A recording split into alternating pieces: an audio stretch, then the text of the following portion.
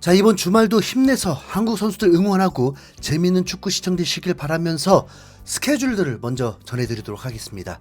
안타깝게도 이강인과 김민재는 한국 시간으로 월요일 새벽에 경기를 하게 됩니다. 김민재가 소속된 민해는 월요일 새벽 3시 반에 슈투트가르트를 상대로 홈에서 경기를 하고, 이강인이 있는 파리 생제르맹은 그보다 늦은 새벽 4시 45분에 릴 원정 경기를 치르는데요. 일요일에서 월요일로 넘어가는 새벽이다 보니 응원하실 분들은 저녁 일찍 푹 주무시고 새벽에 일어나서 두 경기 연속 및 동시 시청, 고래는 무조건 볼 예정이니까 참고하시고요. 영국 프리미어리그는 이제 17라운드인데 토트넘이 가장 먼저 경기를 치르게 됩니다. 토요일 새벽 5시에 16위 노팅엄 포레스트와 원정 경기를 하는데, 이 얘기는 잠시 뒤에 더 자세히 해보도록 하고요. 울버햄튼의 당당히 에이스가 돼버린 최고 주급 예정자 황희찬이 런던으로 와서 웨스트햄을 상대하게 됩니다. 직전 경기 2연승 기회였는데 놓쳐버리면서 토트넘을 잡아버린 웨스트햄을 상대하는데, 여전히 황희찬은 두터운 신뢰를 받고 있기 때문에 선발 출전이 확실하죠. 일요일 밤 11시 경기입니다. 이제 프리미어리거 황희찬에게 우리도 익숙해져야죠. 그리고 토트넘 경기 후 가장 최고의 빅매치는 무조건 노스웨스터 더비, 리버풀 대 맨유전이 될 것입니다. 토트넘을 위해서는 맨유를 응원해야 할 상황인데, 맨유의 상황이 정말 최악도 이런 최악이 없습니다. 토트넘을 넘어섰습니다.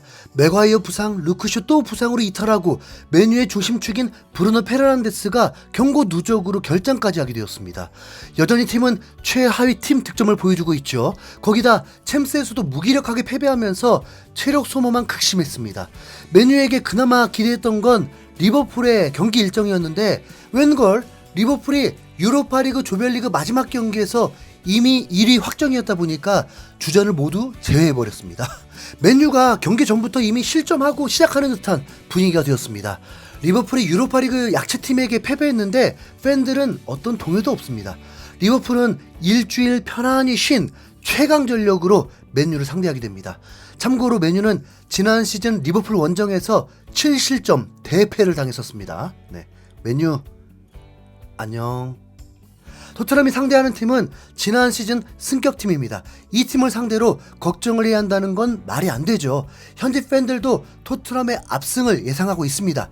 엔지는 정말 혁신적인 감독이야. 그를 전폭적으로 신뢰해.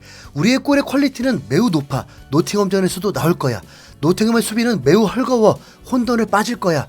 뉴캐슬전 베스트 11은 이미 최고임을 보여줬어. 슈팅 25개 정도면 3-4골은 나올 거야. 난 히샬리송과 존슨의 활약이 매우 기대돼. 손흥민의 선제 공격 포인트가 꼭 필요해. 그럼 승리니까.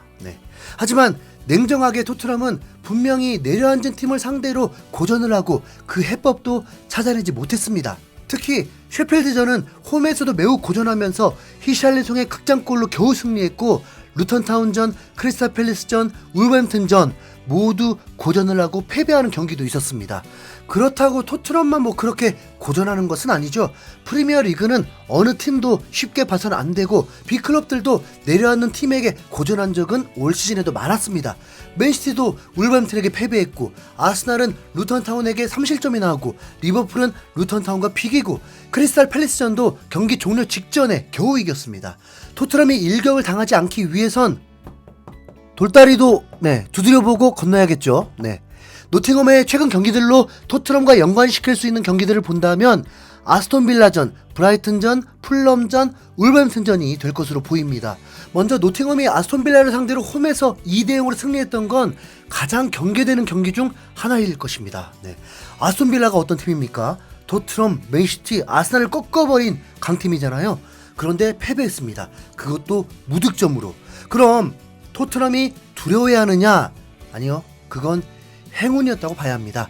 노팅엄은 아스톤빌라에게 중거리 슛이 2골이 나오면서 하늘이 허락해준 승리였습니다. 총 5개 슈팅 중에 2개가 골이 되었는데 점유율은 70% 이상으로 아스톤빌라가 압도했고, 골 운이 따르지 않으면서 패배했던 것입니다. 중거리 슛 골이 나온다는 게 어디 쉽나요? 이건 이변이었습니다. 전술적으로 노팅엄이 잘 해낸 건 아니었습니다. 이후에 브라이튼, 풀럼에게 패배했는데 브라이튼은 공격적인 팀이니까 참고해도 좋겠죠. 먼저 노팅엄은 전반 초반에 측면에서 크로스 한 방에 브라이튼 수비가 뚫리면서 헤딩골을 넣고 승기를 잡았습니다. 그럼 노팅엄이 걸어 잠그는 게 더 쉬워질 텐데, 그런데도 내리 3실점을 했다? 네, 그건 브라이튼이 그냥 잘해버렸습니다.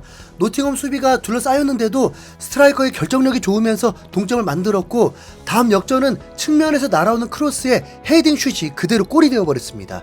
이건 기회가 온 것을 놓치지 않은 결정력 차이였습니다. 노팅엄의 최악의 경기는 풀럼전일 텐데 5대 0으로 참패를 당했는데 토트넘이 참고해야 할 경기는 아닌 듯합니다. 왜냐하면 서로 맞불 작전으로 충돌했고 제대로 당한 겁니다. 전반전에 두 골 모두 풀럼의 역습으로 득점이 나왔는데 토트넘이 역습할 상황이 그리 많지 않을 겁니다. 네.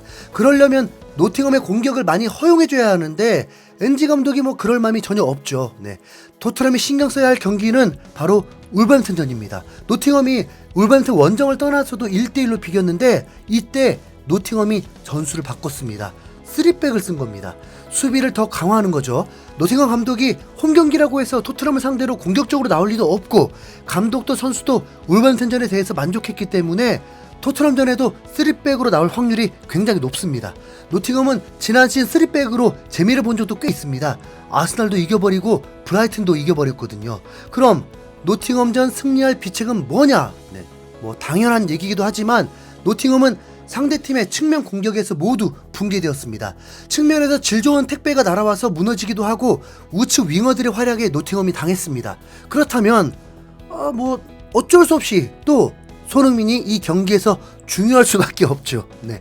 토트넘의 메인 날개, 보조 날개는 매우 퀄리티가 좋은데요. 메인 날개 한쪽은 월드 클래스고 한쪽은 겁나 빠릅니다.